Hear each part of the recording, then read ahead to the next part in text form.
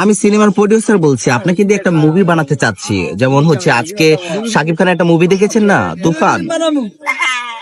ওইটার কিন্তু প্রডিউসার আমি ছিলাম। তো আপনাকে দিয়ে আমার একটা মুভি বানাতে চাচ্ছি, আপনি কি কাজ করবেন? হ্যাঁ, বিনিময় কিন্তু গিভ এন্ড টেক করতে হবে, মানে ওয়ান নাইট। না, আপনার ফেস কিন্তু খুব সুন্দর আছে। আমি কিন্তু বলিউডও মুভি করেছি, মানে মুভি মেক করেছি। এবং ওই যে এই দিলদার একটা মুভি দেখেছিলেন, আব্দুল্লাহ?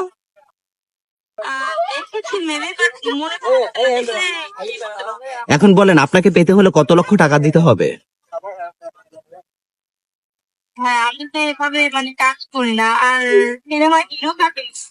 আমি হিরো বলছেন, ইয়াকে নিতে চাই, প্রিন্স মামুনকে নিতে চাই। প্রিন্স মামুন।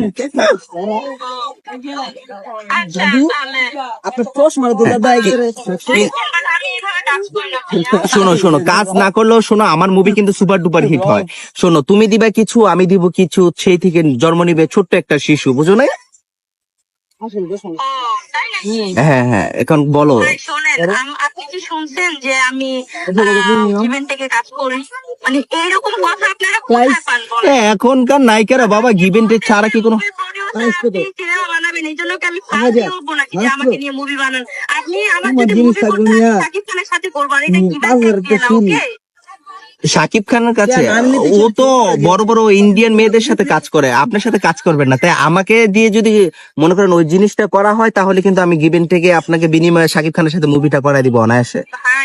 ও তো আমার খালাতো ভাই, শাকিব খান। এই যে শাকিব খান, আমি এখানে আছি।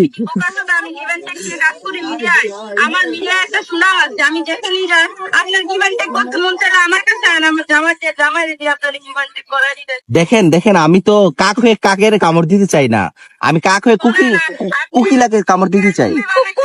মুভি বানাচ্ছেন সেটা আমার দেখার বিষয় না। আপনি আমার গিভেন টেক, আমি তো এতক্ষণ খালি কথা শুনতেছিলাম, এখন যখন বসে দেখুন আমার মাথা, এখনো শোনার সময় না, এখন বলার সময়। আমি আমার কেউ বলতে পারবো না যে আমি মিডিয়া গিভেন টেক দিয়ে কাজ করি। মিডিয়াতে কাজ করে না, তাহলে তো আমি শুনেছি আপনি রিমুনা। ওয়েবসাইট আপনি ভিডিও পাই আমি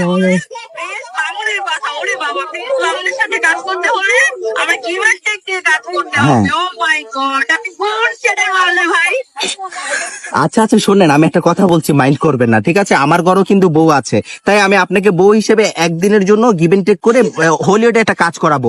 কাজটা সুপার ডুপার হিট হবে। আপনার কথা শুনে মনে হচ্ছে কি আপনি মনে বুঝছেন, আর কিছু মনে হচ্ছে না। আর আপনার পরিচয় দেন, আপনার কি পরিচয়? আপনি যে হলিউডে মুভি মেক করেন, আপনার পরিচয় দেন। আমার নাম হচ্ছে, আমার নাম হচ্ছে এই, বলবো মুইতা দিয়ে না ভয় পেয়ে। হ্যাঁ, ওলানা মাওলানা, হ্যাঁ, আব্দুল আলেম মাতেল খাতেল মুতলি আতলি সিরিন সাইফুল।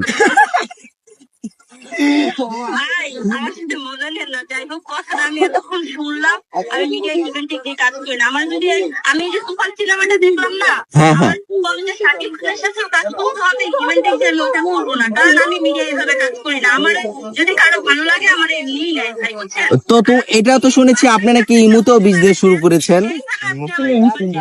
হ্যাঁ, আপনার ইমুতে আমি মেসেজ দিয়েছিলাম, আপনার এখানে লেখা ছিল যে অডিও কল 500, ভিডিও কল 1000।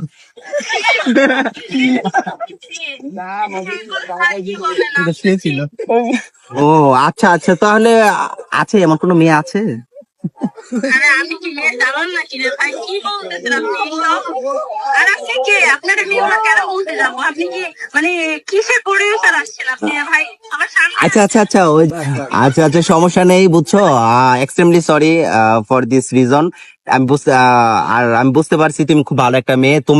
আমি জানি তোমার মতো মেয়ে এই মিডিয়াতে হয় না। যাই হোক না কেন, আল্লাহ পাক যাতে তোমাকে এই শাকিব খানের সাথে মুভি করার চান্স দেব। আমরা ওই মুভিটা দেখবো, অপেক্ষা রইলাম, ঠিক আছে? তুফান টু। হ্যাঁ, জানি, সরি। চিনতে পারছো তো বীর ইমরানকে? আপনি তো হচ্ছে কি আর বলবো, মজার ভিতরে এক্সপার্ট। ঠিক আছে, ধন্যবাদ, ভালো থাইকো। হ্যাঁ, আল্লাহ হাফেজ।